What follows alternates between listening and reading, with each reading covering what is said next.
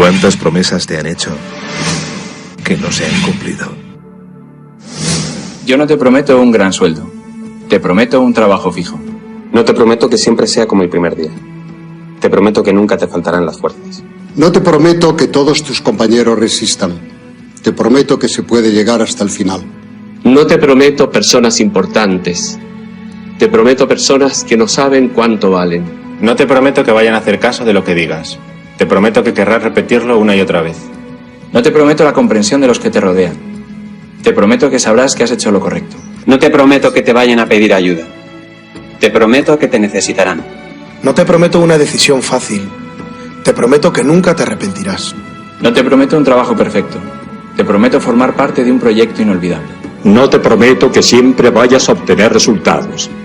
Te prometo que tu trabajo dará mucho fruto. No te prometo que vayas a tener grandes lujos. Te prometo que tu riqueza será eterna. No te prometo que siempre vayas a poder ser valiente. Te prometo que tu amor será más fuerte que el mío. No te prometo que puedas acabar con el dolor, el sufrimiento y la injusticia.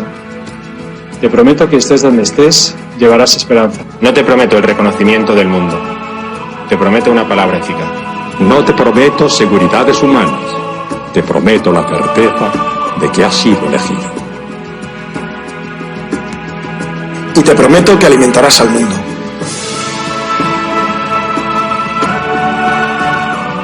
Unirás corazones. Acompañarás a los que sufren. Confirmarás a los que quieren ser fuertes. Experimentarás con ellos la verdadera alegría. Sumergirás a los hombres en la verdad. Y serás sacerdote, testigo de Jesucristo.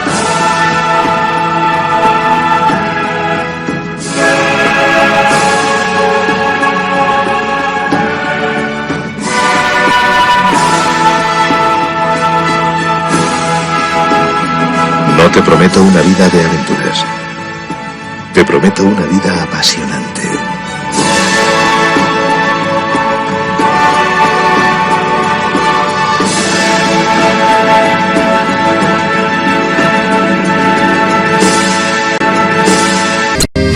Jesucristo, Señor de la historia, que estuviste, estás y estarás. Sos presencia, esperanza y memoria. Sos el Dios de la vida hecho paz. Sos el mismo Jesús que estuviste junto al lago de Genesaret, y ante el hambre del pueblo exigiste, denle ustedes por Dios de comer. Quédate con nosotros, Jesús, que da miedo tanta oscuridad. No es posible morirse de hambre en la patria bendita del pan. Quédate con nosotros, Señor, que hace falta un nuevo Emaús. La propuesta será compartir como vos y en tu nombre, Jesús. Primitivo ritual de pastores, que fue luego banquete pascual, homenaje de nuestros mayores al Dios vivo de su libertad. Cena santa, signo y profecía, memorial de Jesús servidor, nueva alianza de la Eucaristía, que es misterio de fe y comunión. Quédate con nosotros, Jesús, que da miedo tanta oscuridad. No es posible morirse de hambre en la patria bendita del pan. Quédate con nosotros, Señor, que hace falta un nuevo Emaús. La propuesta será compartir como vos y en tu nombre, Jesús, Jesús.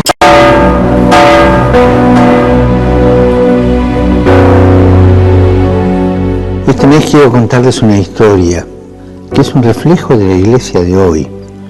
Es la historia de un testimonio de fe poco conocido. Visitando un campo de refugiados en Lesbos, un hombre me dijo: Padre, yo soy musulmán, mujer era cristiana. Llegaron los terroristas a nuestro país, nos miraron y nos preguntaron nuestra religión. Vieron a mi mujer con el crucifijo y le dijeron que lo tirara al suelo. Ella no lo hizo y la degollaron delante de mí. Histórico. Sé que él no tenía rencor. Se centraba en el ejemplo de amor de su mujer. Un amor a Cristo que la llevó a aceptar y ser leal hasta la muerte. Hermanos, hermanas, siempre habrá mártires entre nosotros. Es la señal de que vamos por el camino correcto. Una persona que sabe me decía que hay más mártires hoy que al inicio del cristianismo. El coraje de los mártires, el testimonio de los mártires es una bendición para todos. Oremos para que quienes en diversas partes del mundo arriesgan su vida por el Evangelio contagien a la Iglesia su valentía, su impulso misionero.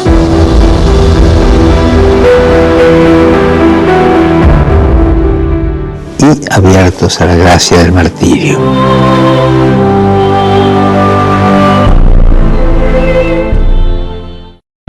He sabido algo que me preocupa profundamente. Comprendo que lo guía una buena intención, pero me veo en la necesidad de llamarle la atención. Don Silvestre me mandó llamar para darme una queja. Se trata de que en las primeras lecciones del catecismo les ha metido usted en la cabeza a los niños ciertas ideas que considero altamente perjudiciales. ¿Cómo cuáles, padre? Pues les ha dicho a los chicos que hagan ver a sus padres que el esfuerzo de su trabajo debe estar en proporción al salario. Ah, eso sí. Que si cobran más que trabajan, que cobren menos. Pero que si trabajan más que cobran, pues que cobren más. Y usted sabe que esas teorías ya han empezado a armar líos y que varios obreros se han presentado a don Silvestre pidiéndole aumento en el salario. Ah, pues qué bueno. Bueno, ¿por qué? Pero recuerde usted que se ha de procurar que las riquezas no se acumulen en manos de los ricos y que se repartan entre los trabajadores. Pero eso es comunismo. No, doña Sara. Esa es la encíclica de su santidad Pío XI. Y su santidad Juan XXIII, en su encíclica, dice que los trabajadores deben ganar lo suficiente para tener un nivel de vida verdaderamente humano que les permita sacar adelante a su familia. Pero la forma en que usted lo enfoca puede traer problemas. Pues no lo creo, porque su santidad León XIII, allá por el año de 1891, ya lo decía en su encíclica, que el Estado debe ayudar a la clase proletaria, porque del trabajo y el esfuerzo del obrero salen las riquezas de los estados. Eso lo dijo hace un titipuchal de tiempo y no ha pasado nada. No, si es un error querer acabar con los ricos, hay que acabar primero con los pobres, padre.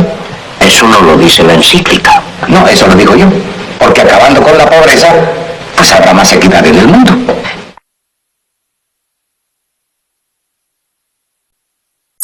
Esto fue escrito en el año 1957. Y si te quedan amigas o amigos con quien todavía podés hablar de política y de sociedad, recordales esto escrito hace tiempo, pero parece que hubiese sido ayer. Al dólar lo suben ellos. De esa manera se devalúa el salario. Una de las formas de disciplinar a los trabajadores que históricamente ha adoptado cierta oligarquía. Los tarifazos los programan ellos. Una forma de transferir recursos del bolsillo del pueblo hacia el poder dominante. La fuga la facilitan ellos, una forma de endeudar a millones para que se beneficien unos pocos. La crisis la generaron ellos, porque a través del miedo colonizan el sentido común. El relato y la mentira lo implementan ellos, para que con la complicidad de los medios nadie sepa la verdad. Es hora que te des cuenta que existe un solo camino. O dejamos que sigan decidiendo ellos, o comenzamos a hacer algo por nosotros. No se trata de cambiar de collar, se trata de dejar de ser perro. Lo dijo Arturo Jauretche, allá por 1957. Que tengas un gran día.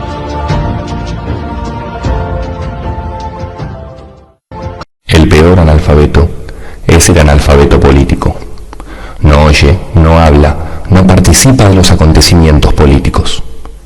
No sabe que el costo de la vida, el precio del poroto, del pan, de la harina, del vestido, del zapato y de los remedios dependen de decisiones políticas. enorgullece y ensancha el pecho diciendo que odia la política. No sabe que de su ignorancia política nace la prostituta, el menor abandonado y el peor de todos los bandidos, que es el político corrupto, mequetrefe y lacayo de las empresas nacionales y multinacionales. Indudablemente que el tiempo me ha hecho cambiar de opinión. Hoy creo que cometí un grave error. Yo debía haber decretado la movilización, comenzar por fusilar a todos los generales rebeldes y a todos los jefes y oficiales que estaban en la traición y dominar esa revolución violentamente como violentamente nos querían arrojar del poder. Si en este momento tuviera que hacerlo, lo haría. Porque ahora sé lo que entonces no sabía, que esa gente llegó para hacer el más grave daño que se le pudo haber hecho al país. Yo nunca pensé que pudieran haber argentinos tan poco patriotas que podrían haber conducido el país a donde lo han conducido. Por eso, después de estos 13 años, hoy me afirmo en la necesidad de haber exterminado al enemigo, porque no era el enemigo nuestro, era también el enemigo de la República.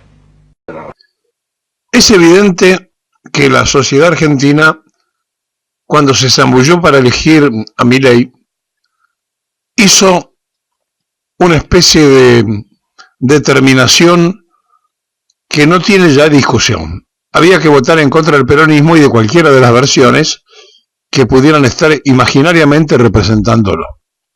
Ahí se juntó todo el gorilaje, el cipallaje y también aquellos que, sin ser enemigos del peronismo, no quieren que un peronista gobierne.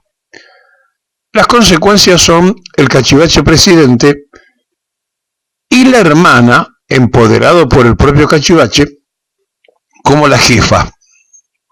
Resulta que la jefa, que nadie votó, que nadie eligió, tiene más poder que la vicepresidenta de la República, que recibió los mismos votos que Milei. Y en los actos de San Martín, la jefa bajó a la vicepresidenta. Por lo menos no le permitió que concurriera con felicidad a determinadas conmemoraciones. Esto indica lo quebrado que está lo institucional, lo manoseado que está la democracia y la irrepresentatividad de la hermana que nadie votó a un sumiso hermano que dice ella es la jefa, ella manda y ella decide.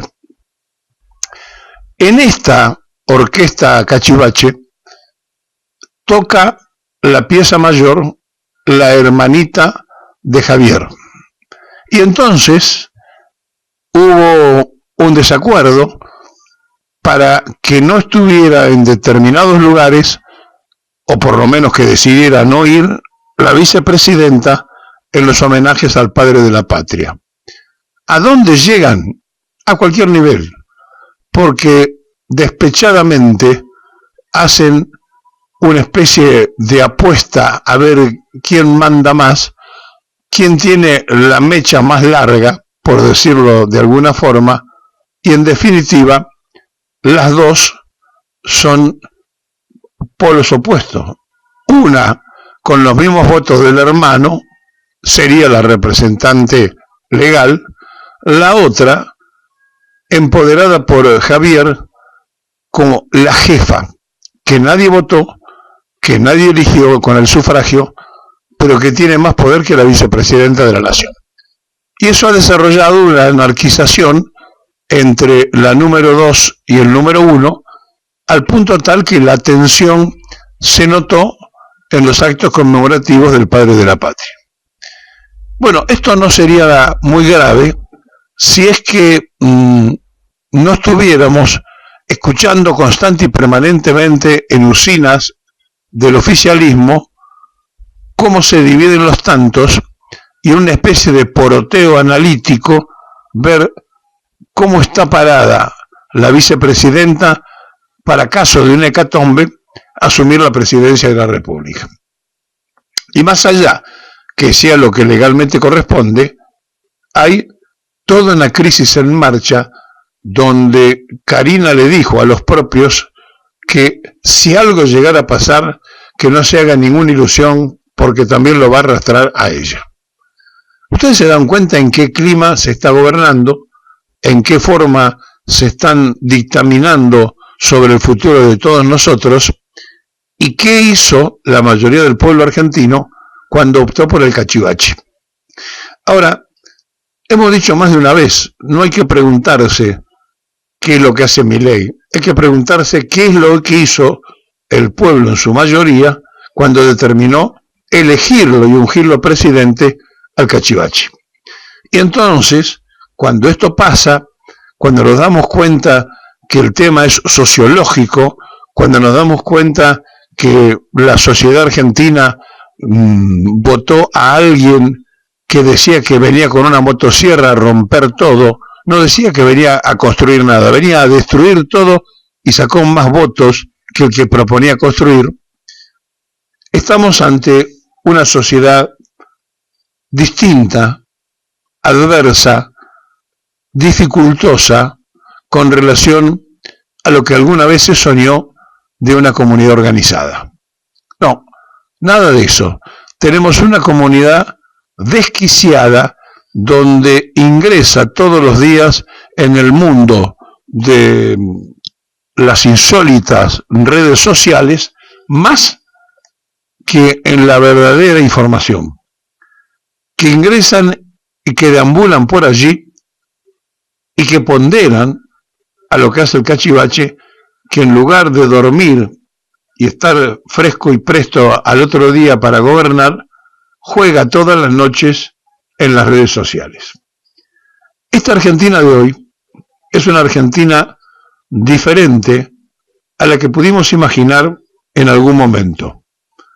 Tanta lucha, tanto pelear, tanta sangre, tanto sufrimiento, tanta prisión, para terminar en esto, es casi increíble, difícil de soportar y que para muchos que ya transitamos el final de nuestra habitación en la tierra, resulta incomprensible, resulta inentendible, resulta no digerible, pero la realidad dice, ahí está. ¿Y por qué está? Ah, bueno, ahí empecemos entonces a estudiar las fallas, los errores, los horrores cometidos por otros que decían representar una posición del pueblo, representar sentimientos y pensamientos nacionales, etcétera, etcétera, etcétera. Y de pronto despertamos un día con el multiprocesado de Mauricio Macri haciendo todo el esfuerzo para juntar a los que habían perdido y se quedaron en la segunda vuelta con el triunfo. Así que ahora lo único que queda es pensar en la construcción de la oposición orgánica, porque también estamos viviendo un momento que si esto se desmadra en demasía, no hay quien conduzca a un pueblo embravecido porque no hay referentes. Y la falta de referentes nos pueden llevar a una anarquización mucho más profunda de la que tenemos hoy con el gobierno del entreguismo libertario disfrazado de anarquismo, pero que es del viejo y más rancio liberalismo. La Argentina está transitando un momento de profunda confusión para su sociedad. Hay un debate abierto de ideas, pero esencialmente hay una tremenda crisis de construcción de referencias para decir, si esto no sirve, ¿qué es lo que está enfrente que sirve? Y ahí entonces es donde se tiene que empezar a trabajar, donde las organizaciones libres del pueblo tienen que dejarse escuchar, donde los sindicatos tienen que hacer su aporte, donde las organizaciones sin fines de lucro tienen que aparecer y mostrar a sus mujeres y a sus hombres, es decir, donde la sociedad tiene que empezar a mostrar características más allá de los que profesionalmente se dedican a la política, porque la Argentina está en una tremenda necesidad de una conducción lógica, ordenada, científica, analítica, y no para un cachivache que improvisa todo el tiempo y que además de improvisar usa una vieja teoría liberal que ya no tiene más sustento y que los números no le dan y no sabe qué timbre tocar porque el ministro que puso Milei, que es un endeudador profesional, un timbero de finanzas profesionales como el Toto, no nos llevan nada más ni nada menos que a decir en todos los entes internacionales: a vos ya te conocemos, no tenés ningún crédito y acá no vengas a pedir nada. Ahora están haciendo una gestión con los árabes, con el mundo árabe, después de ser abanderados de defensa del proyecto de Israel, le va a pedir auxilio económico a los árabes. No hay nada que sea coherente en este gobierno del cachivache y sus secuaces. La Argentina está en una verdadera crisis de identidad, una crisis institucional, pero lo que es más grave, enfrente nada hay construido para enfrentar este mundo irrisorio, increíble, espantosamente liberal, que nos va llevando todos los días a tener cada vez menos, a estar cada vez más en riesgo, y donde con toda libertad el oro argentino se lo mandaron a Londres sin que no haya todavía escuchadose a un solo senador, a un solo diputado de la oposición levantar la voz. Peor todavía, el cachivache tiene amplios poderes otorgados por el Parlamento argentino.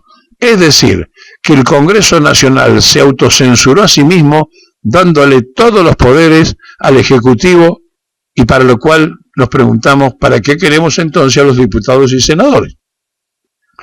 Este tiempo y este momento es para tenerlo muy en la mira, muy en el análisis de todos los días, porque estamos sentados en un polvorín.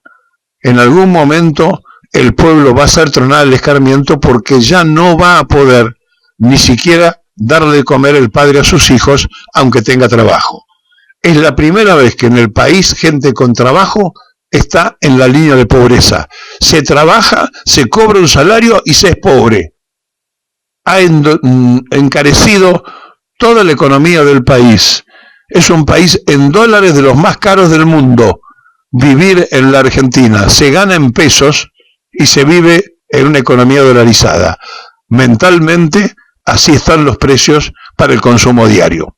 Esta Argentina no tiene mucho tiempo de existencia, pero el problema es ¿qué cosa hay para reemplazar? El 1 de agosto de 2018, hace 6 años y unos días, yo estaba igual que ahora, sentado en un estudio de radio, más o menos a esta hora, a la mañana, y me tocó anunciar la detención del dueño de la radio donde yo trabajaba, que era Gerardo Ferreira, en Radio del Plata en ese momento, porque aparecía mencionado en unos cuadernos que se atribuían a un chofer y ex militar de lo que era el Ministerio de Planificación Federal, y que decía que todas aquellas personas que aparecían supuestamente en esos cuadernos habían cometido delitos vinculados a la corrupción. Se llamó la causa de los cuadernos y fue un gran escándalo en agosto de 2018. Esa racia, que fue una racia de exfuncionarios y de empresarios, esa mañana del 1 de agosto, generó mucho impacto, porque desde entonces se habla de los cuadernos de la corrupción y se vincula a todo lo que tenga que ver con los funcionarios de aquel gobierno, con malversación de fondos, etc. Ahora, uno diría, bueno, si hay unos cuadernos que supuestamente hay anotaciones, primero eso no es prueba, es como si yo en esta hoja empezara a anotar los nombres de ustedes y dijera, bueno, esta persona hizo esto, qué sé yo, y tuviera un amigo fiscal que saliera a detener gente y un juez que autorizara eso. Eso fue lo que pasó entre el auxiliar de fiscalía con asiento en el diario La Nación, Diego Cabot, el fiscal Carlos Stornelli, que sigue siendo fiscal, y el juez Claudio Bonadío, que no sigue siendo juez porque falleció, pero seguiría siendo juez. Y Y lo hicieron desde el día 1 a sabiendas de que era todo trucho. Tan trucho es que 6 años más tarde, recién ahora, el viernes pasado, el tribunal oral que tiene que llevar adelante el juicio al cual se elevó todo esto, dijo, che, peritemos los cuadernos. Y esto se sabe desde el día 1, y se los quiero mostrar porque esto se utilizó para tapar muchas cosas y se sigue utilizando para esto. Miren, el hombre que supuestamente había escrito los cuadernos era Oscar Centeno. El día 1 declaró esto, y se los muestro. Aclaro que solamente son 8 los cuadernos, no tengo nada más. Los cuadernos originales los tengo yo y se encuentran en mi único domicilio. Los tengo yo y se encuentran en mi único domicilio. Los memoriosos como yo se acordarán que ese día, que fue cadena nacional el escándalo de los cuadernos, Stornelli se fue con Centeno hasta la casa a buscar los cuadernos porque él declaró los tengo yo y están en mi domicilio. Y cuando llegaron no estaban. No estaban. Entonces tuvieron que volver a Comodoro Pi. Pero en Comodoro Pi Centeno tenía un abogado que se llamaba Norberto Frontini, al cual no lo dejaron entrar a defenderlo. Y salió un empleado de Bonadío y le dijo a su abogado, usted no es más el abogado de Centeno, ya le pusimos otro. Y le pusieron un defensor oficial que se llama Gustavo Colman, que fue el tercero, menos famoso, pero el tercero de esta tríada entre Stornelli, Bonadío y Colman. Y ahí le hicieron declarar otra cosa al hombre, que se los muestro, porque esto está en el expediente. Yo estaba con un amigo y le comenté que los iba a quemar, a lo que él me señaló que sería conveniente. Así que me levanté, esto fue el otro día, busqué la caja de los cuadernos y me fui al fondo donde está el quincho. Y en la parrilla los rompí uno por uno, los amontoné y los quemé. Y me quedé atizando el fuego hasta que se terminaron de quemar. Y Miguel Córdoba, que es un amigo de él, me miraba desde la puerta de la cocina que está cerca. O sea, salieron a cazar gente, dijo Centeno que los tenía, y después dijo que los quemó. Todo esto la primera semana de agosto de 2018. Ahora, después, como se venían las elecciones de 2019, el auxiliar de Fiscalía con asiento en La Nación, Diego Cabot, dijo, mirá, yo tengo unos originales.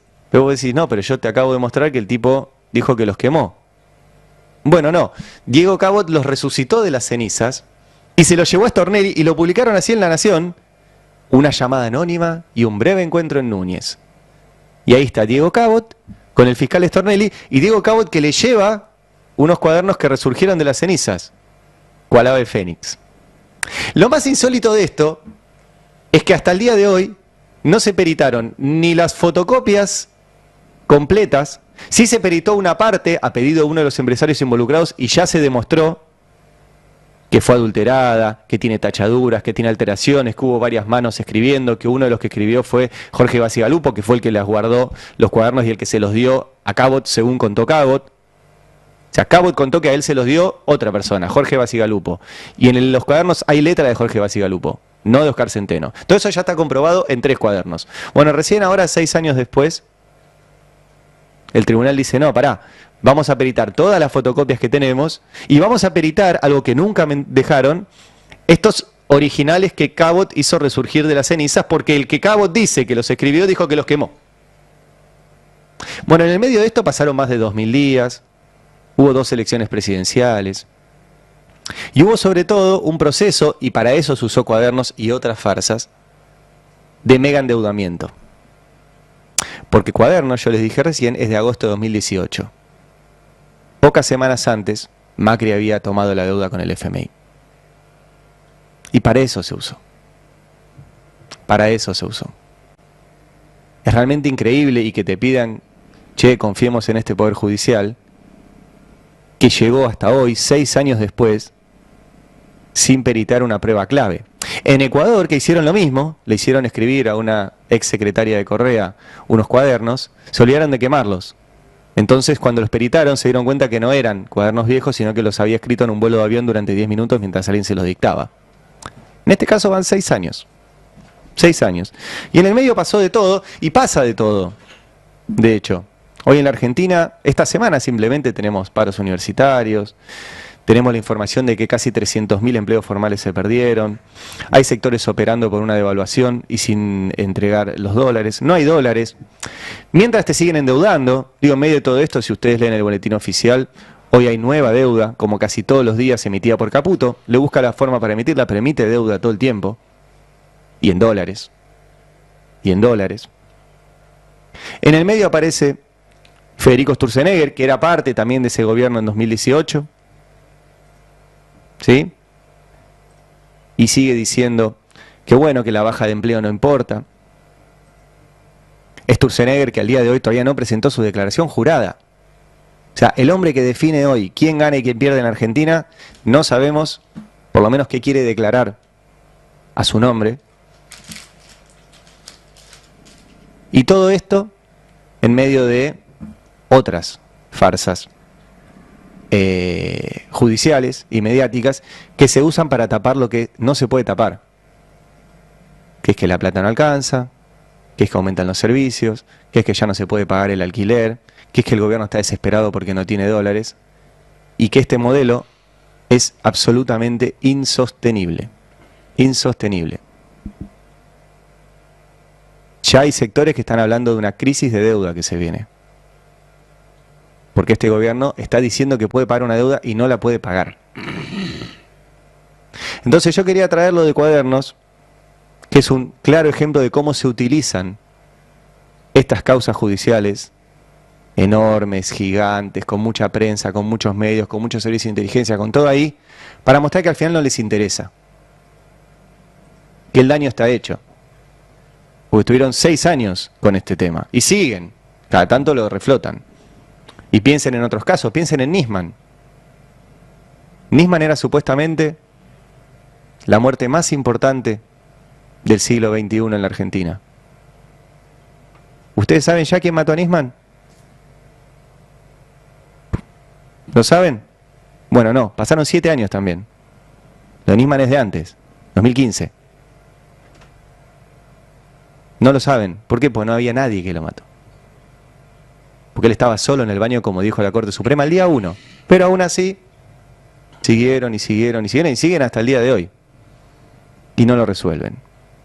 Bueno, Cuadernos y otras farsas, para tener en cuenta cómo se utiliza todo esto mientras no hay laburo, no alcanza el sueldo, caen los salarios, cae la industria, cae la producción de alimentos, sube la deuda.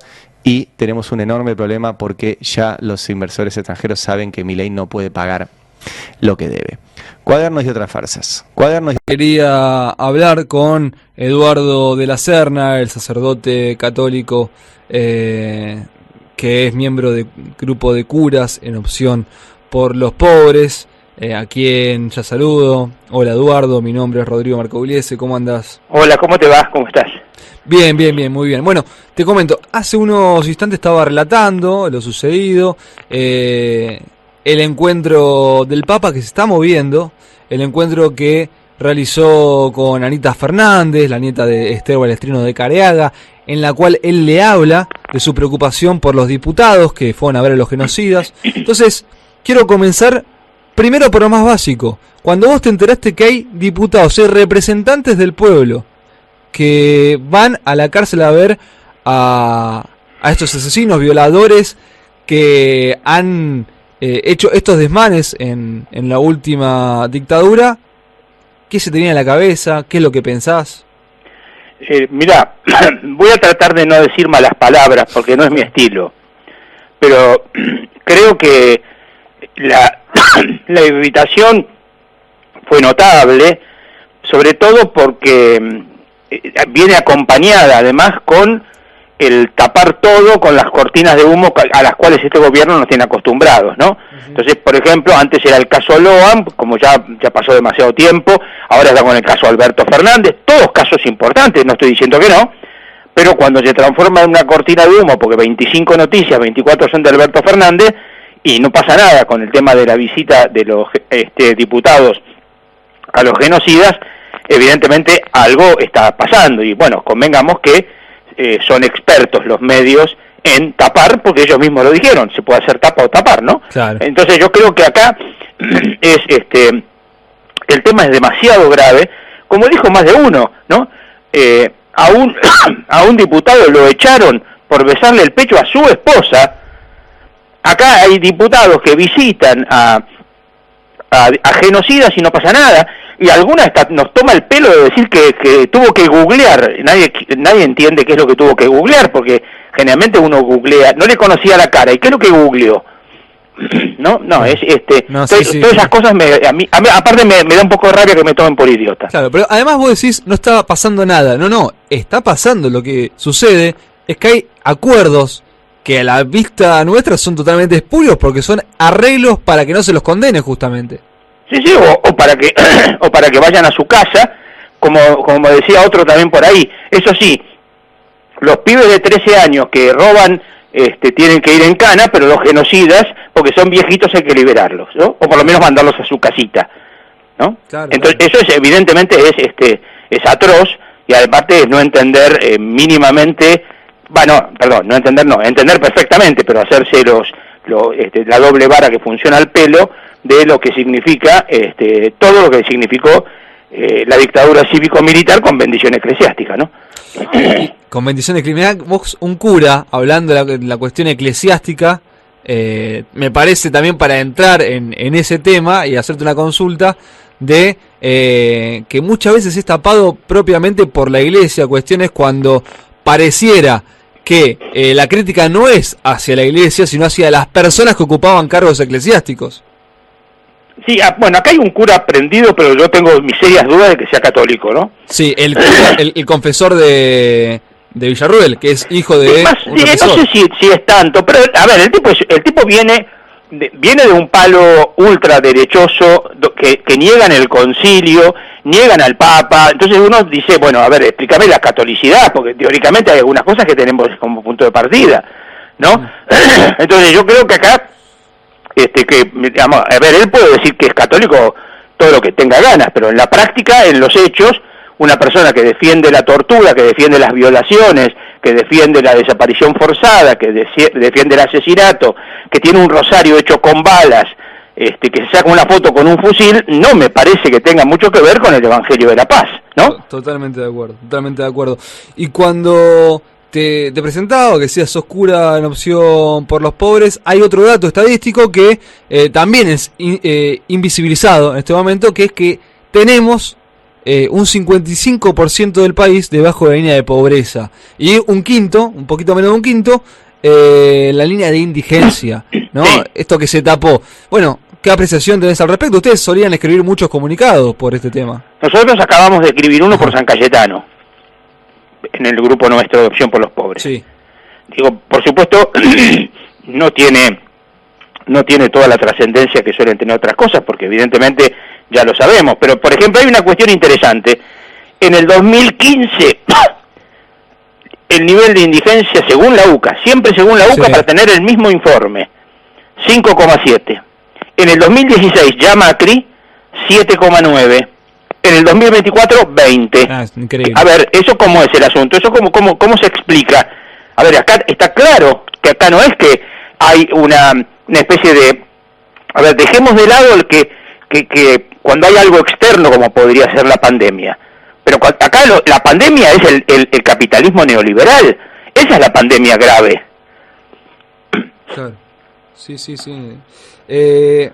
Cuando vemos el accionar del Papa y la guía que no se tiene acá, hablando de el repudio que se tiene que tener por ciertos hechos, como por ejemplo la visita a genocidas, pero también la creación de nuevos pobres y todo lo que este sistema impone para que queden fuera de él muchísima parte de la sociedad. ¿A qué le atribuís esta degeneración que hay desde la dirigencia? Y ahí ya soy transversal, porque hay degeneración en todos los partidos.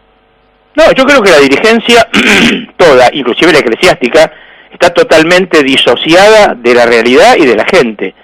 De hecho, por eso creo que la gente no tiene en cuenta a sus dirigentes, porque no los dirigen, ¿no?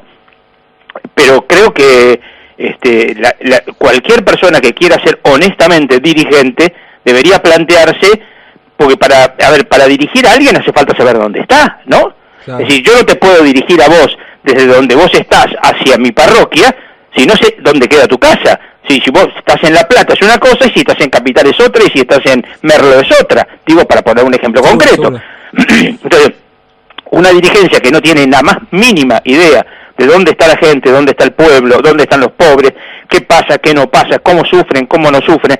A ver, está claro, por supuesto que hay dirigentes que son mucho más insensibles, mucho más crueles, como los del gobierno particularmente.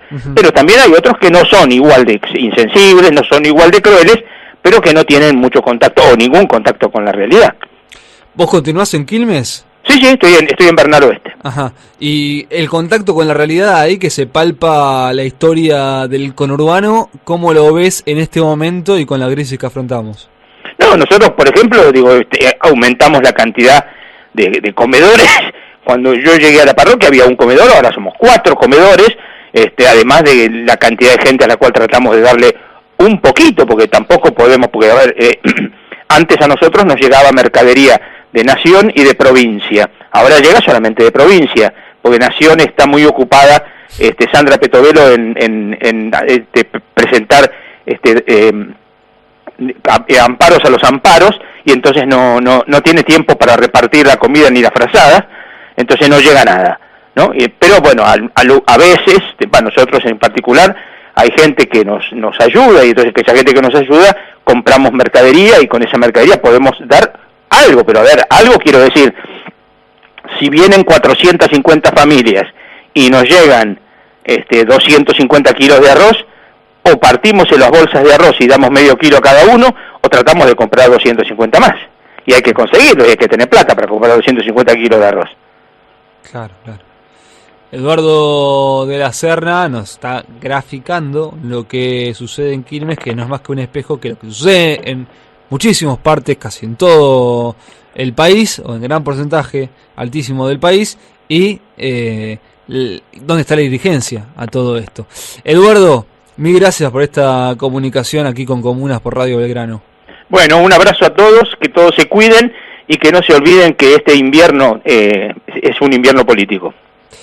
Abrazo grande. Abrazo, chau. Grande. Abrazo. El presidente de Argentina, Javier Milei, vendrá a México para participar, tal como se lo informé ayer, en un evento que se llama Política Conservadora o de Política Conservadora. Pero en Palacio Nacional no lo van a recibir, ni le van a mandar tamales de chipilín, que ya ves que se le da a los invitados en Palacio Nacional.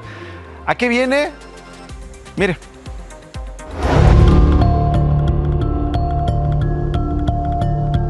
Pueden venir cualquier persona, presidente, dirigente de oposición, representante de los bloques de derecha que hay en el mundo. Y este es un país libre, no hay censura, no hay persecución, hay libertades plenas, no hay ningún problema. El próximo sábado 24 de agosto en la Ciudad de México, Javier Milei se presentará en la Conferencia de Acción Política Conservadora, un foro que tiene como objetivo promover y discutir políticas, ideas y valores de derecha. Activistas y organizaciones describen a la CEPAC como una institución compuesta por grupos ultraconservadores de Estados Unidos de América, con un historial a favor del fascismo, racismo, patriarcado y discriminación.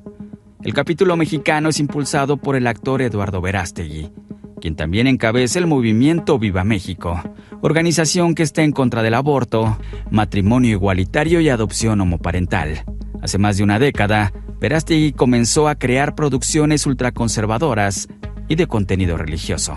En 2022, uno de los líderes de México Republicano, Juan Iván Peña Neder, impulsó a la CEPAC en nuestro país.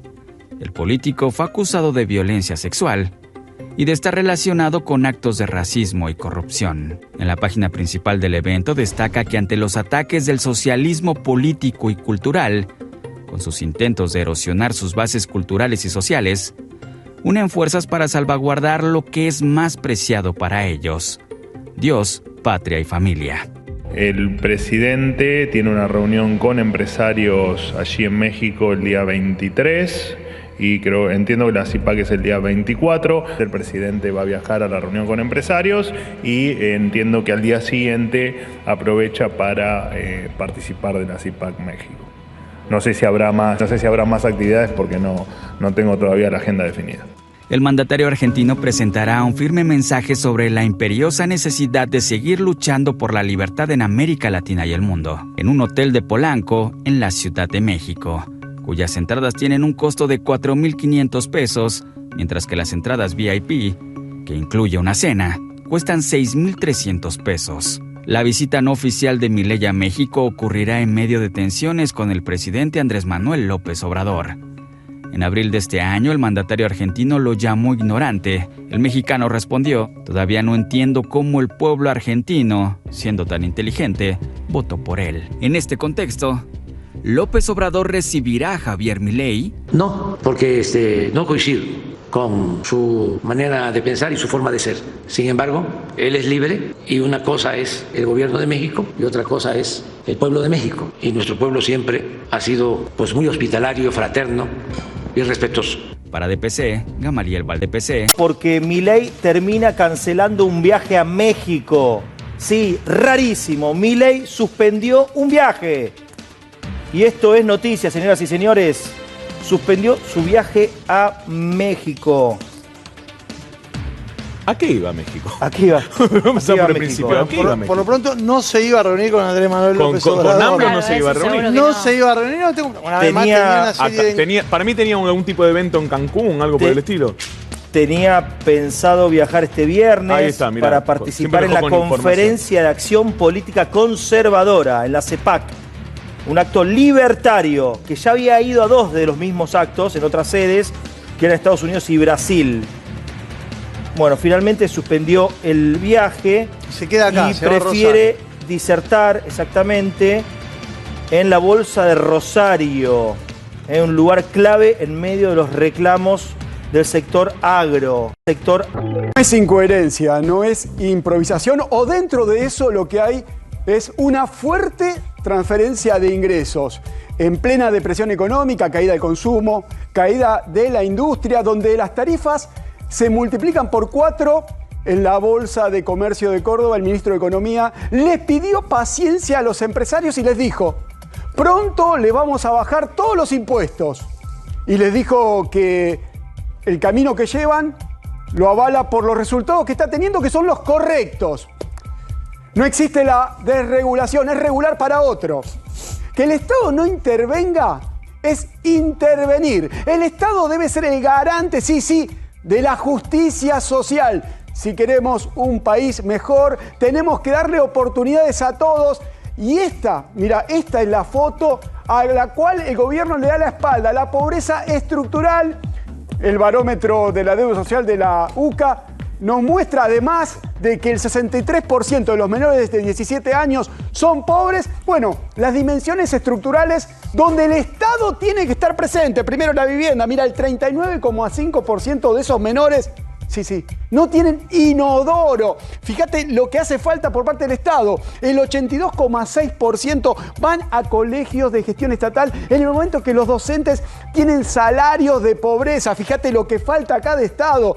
En la salud, el 55,8% de los menores de 17 años no tienen cobertura y tienen que ir al hospital público, al hospital estatal, y están desfinanciando eso. Y bueno, lo que tiene que ver con la alimentación, acá hablamos de indigencia. El Estado es fundamental. Y lo que sí hay es transferencia. Acá hay una transferencia de todos los argentinos a los sectores muy concentrados, y te lo puedo mostrar en esta imagen que viene rápidamente. Transferencia impositiva.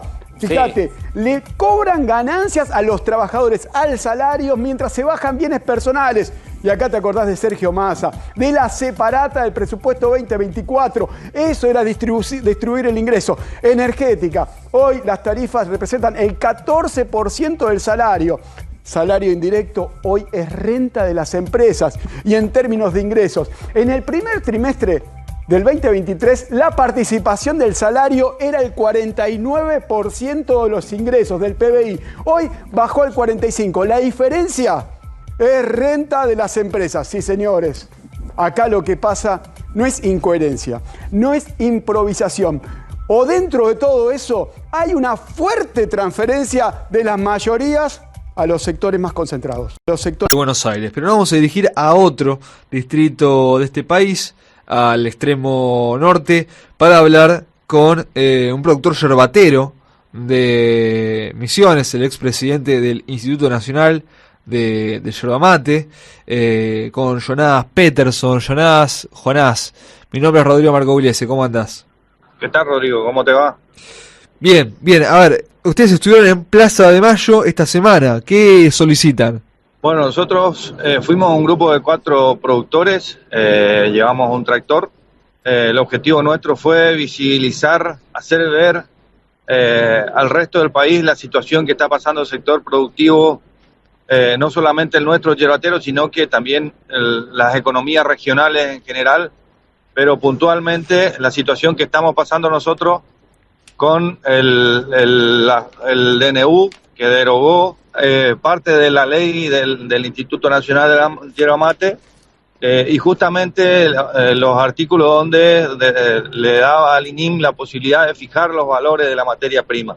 A raíz de esto, hoy el productor yerbatero de la provincia de Misiones está pasando una situación muy crítica.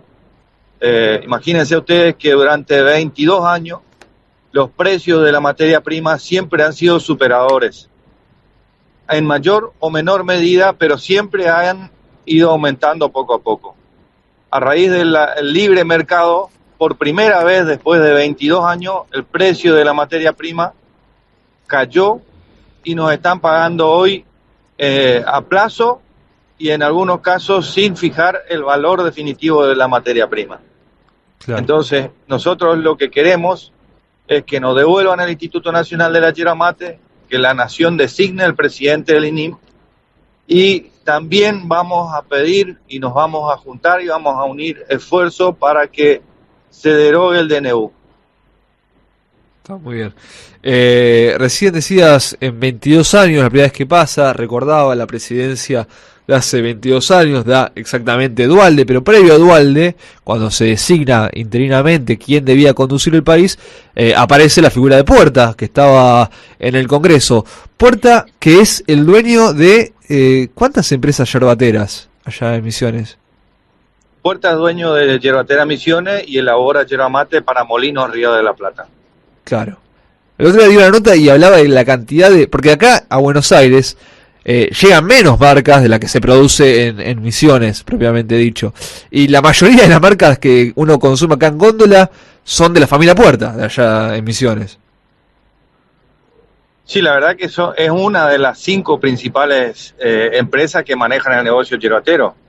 Entre las que figuran Las Marías, Rayadito, Puerta, Piporé, CBC, y así sí, van descendiendo en escala, pero son las principales marcas, digamos.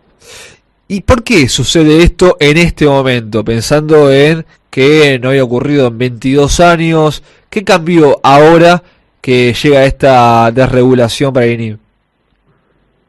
Mira, yo estoy convencido que esto es un lobby que hicieron las empresas grandes y bueno, a nosotros nos tocó la yerba mate, como también lo había sucedido en los 90. Acuérdense que antes de los 90 nosotros teníamos la CRIM, y la CRIM tenía un mercado consignatario que consignaba y vendía la yerba mate de todos los productores. Entonces, cuando surgió el gobierno de Menem con Cavallo, pero eliminaron la CRIM y pasamos los peores momentos de nuestras vidas. Cuando viene este gobierno y nos dice a nosotros que el ídolo máximo de él es Domingo Cavallo, se nos vino en los años 90 lo que pasamos en los 90 los productores. Y bueno, no nos equivocamos. Yo por lo menos no me equivoqué y estamos viviendo hoy lo que es la desregulación del mercado yerbatero, la desregulación de las economías. Nosotros cobramos nuestro producto en pesos y este sistema de gobierno lo único que va a beneficiar es a las grandes empresas que tienen la libertad de pagarnos a nosotros el precio que se les ocurra, y también tienen la libertad de venderle a ustedes nuestro producto a un superprecio. Claro. Decime vos, aproximadamente cuánto pagan la yerba ahí en Buenos Aires. Eso te iba a decir en este momento. Varía según la marca, obviamente, pero ustedes, ¿cómo lo miden para venderlo? ¿En qué medida utilizan? Mirá, nosotros somos productores de materia prima, nosotros somos productores de yerba mate. Por eso, intuyo que en kilo no lo vende porque vende un montón de kilos. ¿Qué utilizan para medirlo? Fíjate, a nosotros, la yerba mate, nos pagan hoy entre 180 y 200 pesos el kilo. Ponele 200 pesos el kilo, claro. El que te paga todo. Si te pagan 200 pesos el kilo, tenés que calcularle 200 por 4 para tener una yerba mate canchada. ¿Entendés? ¿Cómo es? 200 por 4 para tener una yerba mate canchada. Planchada. Son 800 pesos, sí. Saldría hoy una yerba mate canchada al valor que se está pagando. Debería estar arriba de 1000. Sí. Mucho más arriba de 1000. Bueno, si están pagando la materia prima, la yerba mate canchada, entre 800 y 900 pesos, ¿por qué ustedes pagan arriba de 4000 pesos el paquete? Claro. Ese intermediario, vos decís que ¿dónde se queda? Obviamente, la industria se queda. Volvemos al apellido que nombré anteriormente. Totalmente. Fíjense, yo no creo que Javier Milei conocía en el mínimo detalle la ley del INIM, y ni bien asumió el gobierno, ya sabía las cosas que quería eliminar del INIM. Entonces, está claro que alguien le dijo, mirá, en el negocio yerbatero, esto y esto. En el otro negocio, aquello. El DNU es lo más perverso y lo más nefasto que hay para las economías regionales y para muchas otras cosas que está haciendo mucho daño a nuestro país. Claro, todos metieron la cuchara ahí. De todos los sectores todos fueron... los negocios. Claro. Negocio para los ricos y miseria para los pobres. ¿Y qué se llevaron de acá de Plaza de Mayo cuando vinieron? ¿Qué respuesta tuvo? Mirá, lo más importante que nos llevamos es justamente esto, poder hablar con ustedes y contarle al resto del país la situación que estamos viviendo y llamar a la atención de la población y a las otras economías regionales a que nos juntemos y peleemos para hacer caer este DNU. También llamar la atención de nuestros productores que están un poco adormecidos, un poco con ese recelo que le dejó la política y están detrás del teléfono opinando y diciendo, pero no reaccionan. El objetivo nuestro es justamente que reaccionemos y hagamos algo, porque la verdad que si esperamos a que la miseria nos llegue y que no podamos salir de la casa, va a ser peor. Jonás Peterson, productor yerbatero de Misiones, expresidente del INIM, del Instituto Nacional de Yerba Mate, muchísimas gracias por esta comunicación con Radio Belgrano, con el programa de Comunas AM. Un abrazo grande. Gracias a vos. Y esta es la imagen del traslado de lingotes de oro a Ezeiza rumbo a Londres. Una información que, digamos, trasciende por medios periodísticos. El gobierno no ha dicho absolutamente nada de esto. NASA, bueno, esto va como garantía, ¿no? Supuestamente. Mira, la realidad, Gallego, es que, digamos, información oficial no hay. Sí, lo que se supo es que cuando Luis Caputo, ministro de Economía, estuvo reunidos con agentes de liquidación y compensación hace muy poquito, supuestamente, según los propios actores que estuvieron en la reunión, Caputo les habría dicho que el oro no iba a funcionar como garantía para un repo, ¿sí? Sino más bien lo que se busca a la hora de llevar el oro a Londres es básicamente sacarle un interés y hacerlo redituable. Nadie le cree igual. Bueno, es lo que de momento, digamos, los actores que participaron en ese último encuentro. ¿Por qué Caputo había hecho ese encuentro? Básicamente como para poder incluir justamente a las ALICs en las operatorias de blanqueo, ¿sí? Y bueno, ver de qué manera se llevaba adelante la logística. Y ahí cuentan los propios integrantes de la reunión que Caputo habría dado esta información. Yo me encargué de preguntar tanto en el Banco Central como en el Ministerio de Economía si efectivamente habían dicho esto, y la realidad es que desconocen esto, y todo lo que se habló en esa reunión indican por cuestiones de información confidencial que podría afectar a las operaciones. La realidad es que, digamos, el traslado del oro al exterior no es una operación inusual, pero sí es una operación riesgosa, claro. ¿Sí? Lo que comentamos y tampoco siempre. Es habitual.